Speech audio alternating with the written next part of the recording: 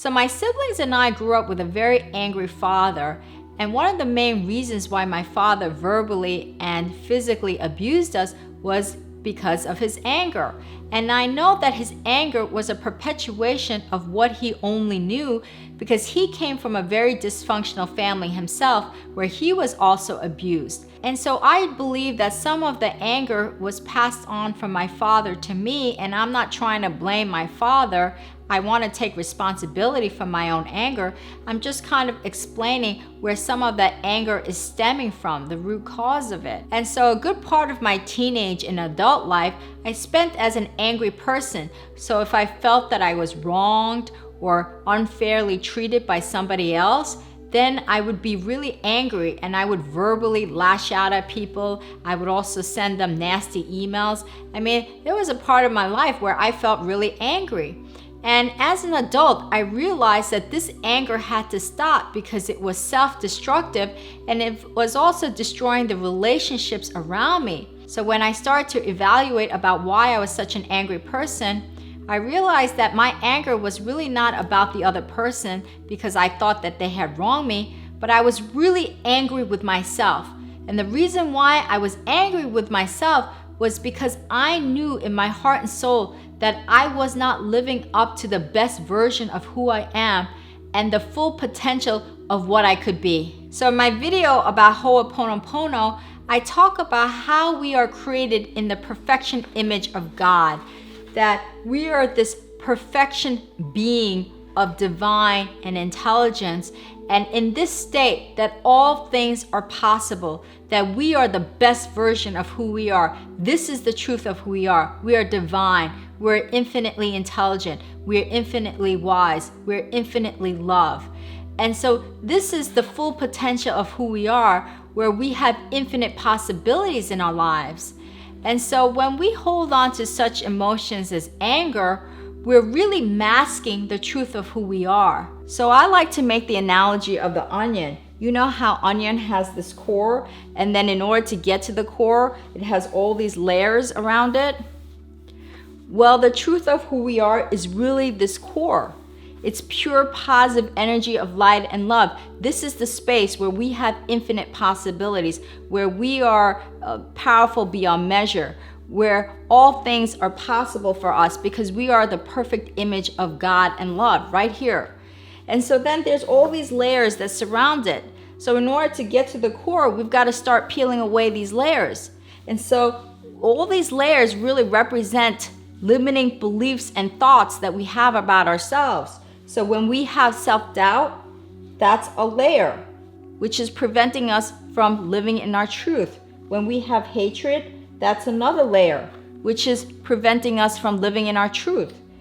When we have lack of self-worth, that's another layer, which is preventing us from living in our truth. And when we have anger, it's another layer that's preventing us from getting at our truth. So as we start to release all of these limiting thoughts and beliefs, we really get to the core of who we are. And this core of who we are is when we are truly in our perfection state. And this state is truly looking to broadcast our light out into the universe. We want to broadcast this beautiful shining light out into the universe because it's part of our soul's expansion. You know, our soul is eternally looking to expand, eternally looking to broadcast this magnificence out into the universe. And so we get frustrated because when we hold on to these limiting beliefs that do not serve us, like hatred, self-doubt, self-worth, or anger, we're preventing from this beautiful light shining out into the universe. And that's when we feel frustrated. We feel angry. And that anger really represents an anger to ourselves. We're angry really with ourselves. And so when we become angry with somebody else, we're just projecting the anger that we truly have with ourselves because we're not living in the truth of who we are. Because this core of who we are is looking to truly shine our light and brilliance out into the universe. And so when we experience anger with other people, meaning that other people who are angry come into our life, we're living in what I call the projection state, in like a hologram state. That as we have anger within us subconsciously, not even consciously, but subconsciously, because the subconscious mind is what is hardwired. And so our subconscious mind is vibrationally, energetically broadcasting that anger out into the universe. And the universe, by law of attraction, by the way it operates, is just mirroring our inside. It's mirroring our energetic vibrational frequency on the inside. So our life is like a hologram. And so all of our outer experiences are a projection of our inner experiences. That's what it is. And so when an angry person shows up in our life, it's because we have anger within ourselves. We have anger within ourselves, and that's why that angry person shows up in our lives. That's why my father was in our life, because I had anger in me. We share the same anger. We're sharing, and I call that projection sharing. The reason why that angry person is in my life is because I have anger. And so in order to prevent angry people from coming in my life, I have to release anger within me. And as Buddha says, all you need to do is heal yourself. In my Ho'oponopono video, I talk about just healing yourself.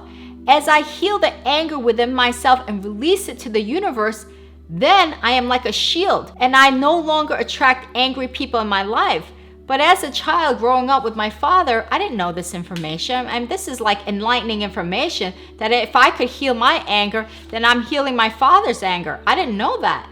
So the anger just gets perpetuated, because as I keep holding on to anger, angry people just keep coming into my experience. It's called projection sharing. And so the work is really never about blaming somebody else. When an angry person comes into our life, it's never about, oh, that person is angry, that person is horrible, that person is this, that person is that. It's not about judging the other person. It's about looking inward and saying, what is it in me that I have in my experience that created this person to come into my experience? So if I have an angry person that comes into my experience, it's about saying, wow, what anger do I have in me that has attracted this angry person into my life? And ultimately, like I said, it's not about being angry with that other person.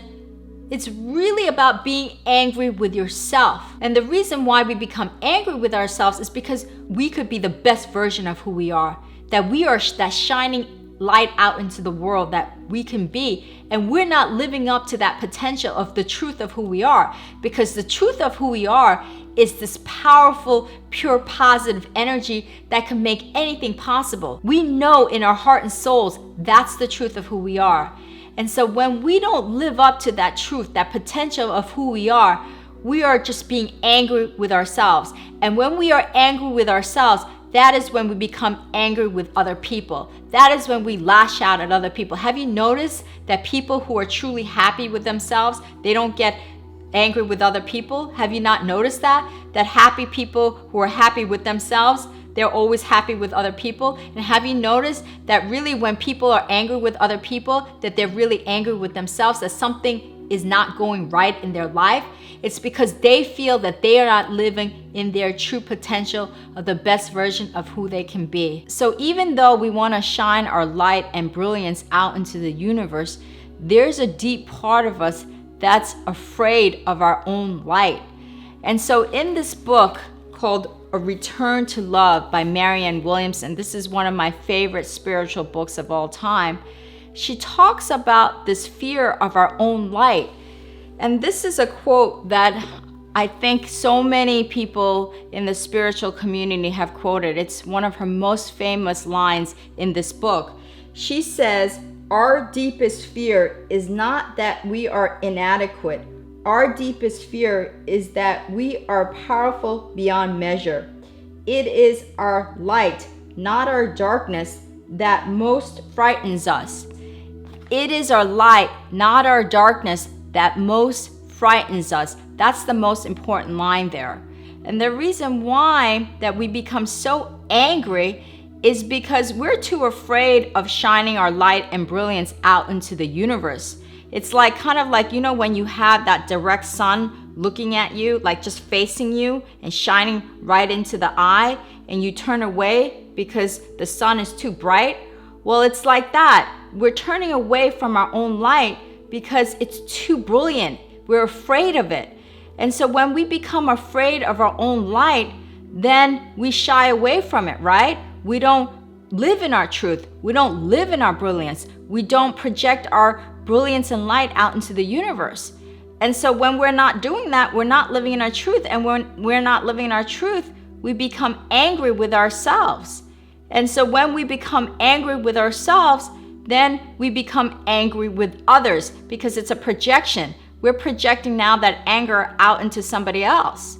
And so I assure you that when somebody's angry with you, 99.9999% of the time, they're really angry with themselves because they know deep inside that they are this beautiful shining light which is not being broadcast out into the universe. And so that's where anger really stems from. It stems from our fear of our own light and not shining it out into the universe. So when we become angry at somebody else, we're really angry at ourselves because we know in our heart and souls we're not living up to the best version of who we can be. So if you have an experience about anger and how it reflected your own anger within yourself, then please share your stories because your comments, feedback, and experiences really help me and my community at large. And if you like this video, please make sure to share it and subscribe to my channel. And if you want to visit all of my spiritual and holistic living tips, just go to my website at yinandyangliving.com. Namaste.